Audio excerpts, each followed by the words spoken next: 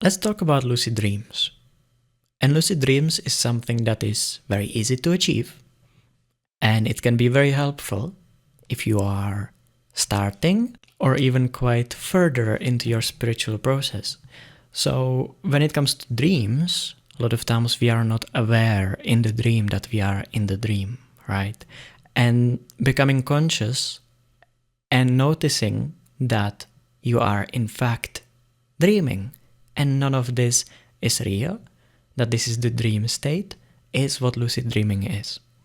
So this is about bringing enough attention from day-to-day life to a point where it affects even your dream, where you just are so attentive to what's happening right now and all the feelings that accompany it, all the other happening within this consciousness.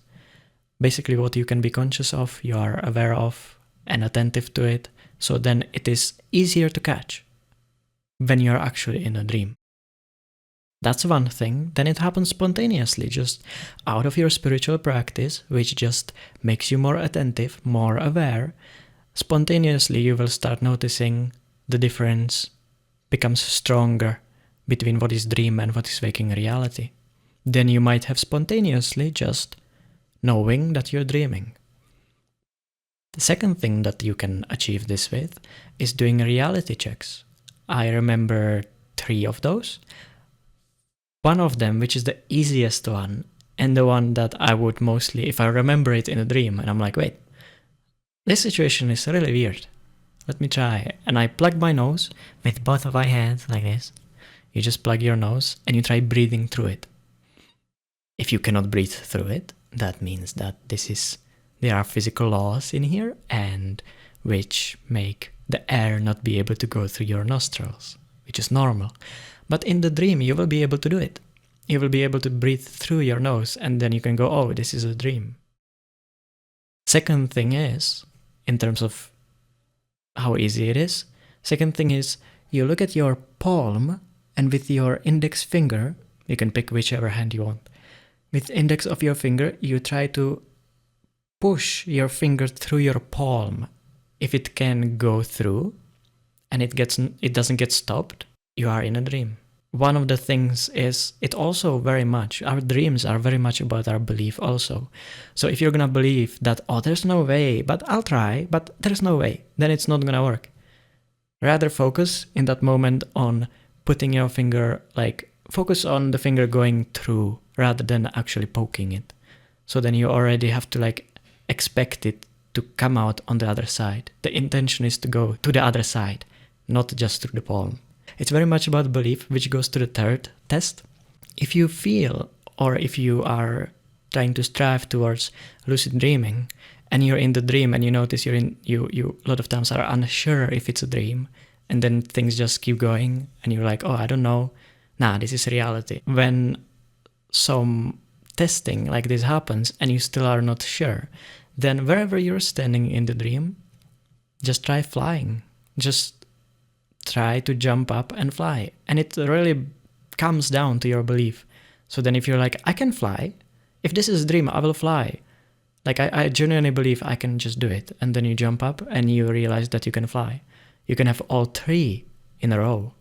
If there is something that you feel like is dangerous that you're about to do in the dream and you're like, I'm not really sure, let me try another one. Okay, that worked, but I'm really still not sure, because that is how it was for me. When I would first time lucid dream, I'm like, oh, I'm gonna jump off a huge cliff, or I'm gonna just jump from a very high place. And I did all 2, putting my finger through, breathing through my nose, even though I'm plugging it. And I'm like, I'm really not sure still. So let me try flying, practice flying over here, and then I jump. So there's been many lucid dreams that I've experienced, people around experienced them. It's a very simple thing. It's very easy to achieve. And the good part about it is that you can use your dreams, even if they're conscious or unconscious, if you know it's a dream, even if you don't know it's a dream. I feel like when you don't know it's a dream, it's actually way more interesting about your subconscious. So one thing is, if you feel like this practice would help you, start writing down your dreams and remembering them. but don't remember them like, oh, that story was really nice. That like, no, what I feel like was very interesting and very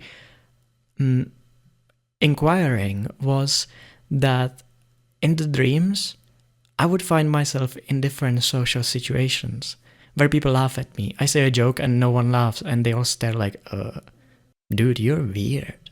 And then I would pay attention to how I feel in that moment. Am I actually feeling awkward? If yes, if I feel shy, awkward, not confident, I was noticing those. And then it affected my real life state, where I'm like, if I really believe it's reality and those people are mean to me, or someone is really mad, yelling in my face, and really confrontational, am I scared in that dream? What are my feelings? What am I thinking? What is my reaction to the situation? And that way, I didn't have to get into crazy situations in real life, they just happen in my dreams. And then my subconscious had reactions, it had different things. I would wake up and I'm like, oh, it's just a dream. Let me think about it. In that dream, I was on a bus and suddenly my pants disappeared. I was naked. People were laughing at me. What was my reaction while absolutely believing that it's the reality? I shrugged. Like 20 people laughing, I shrug, I go down the street, I slowly walk to my house, and then I get to my house and I meet my parents and we're laughing that I'm naked. I'm like, okay, that was very late into these things happening in my dreams. And before that, there would be times where even people don't laugh at my joke and I am very anxious and like, oh, I feel so awkward, embarrassed. And then when I'm waking up, I'm like, okay, I remember in that dream I was so embarrassed. Why was I embarrassed? That's not very confident. I don't have to be like, oh, herder, I'm strong, whatever, or prove anything, just within myself.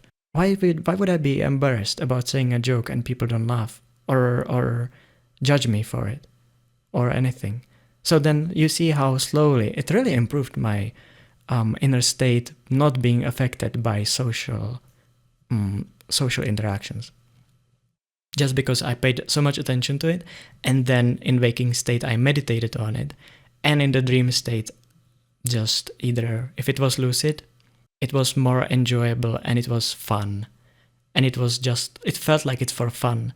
But when it was not lucid, I actually got to study my subconscious this way. And that was so helpful. So then I would say, remember your dreams, remember your feelings, thoughts, reactions, behaviors. What do you do? In stressful situations in that dream, how you act is how you would actually act because you're believing that that is what's happening. So then it is as how would you act if you were a little drunk, but you still believe it's real. And if you're dreaming about things which you're like, oh, I would never do that. What the fuck was I doing in that dream or something similar? It still says so much about your subconscious. It says that's maybe something you are very against.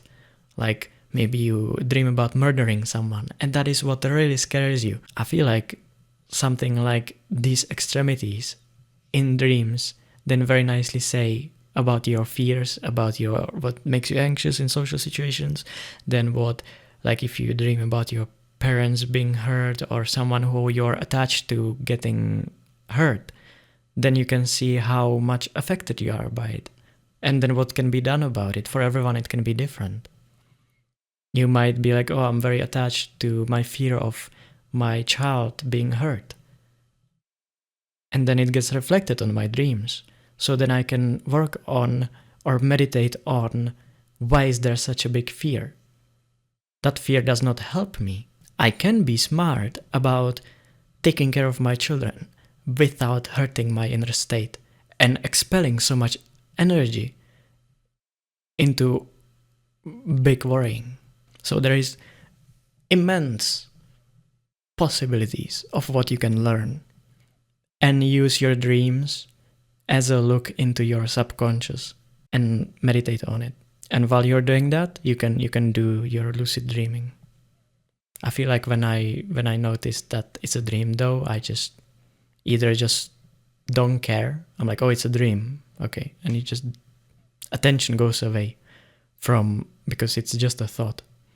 So then attention makes it just dissolve, and there is deep sleep.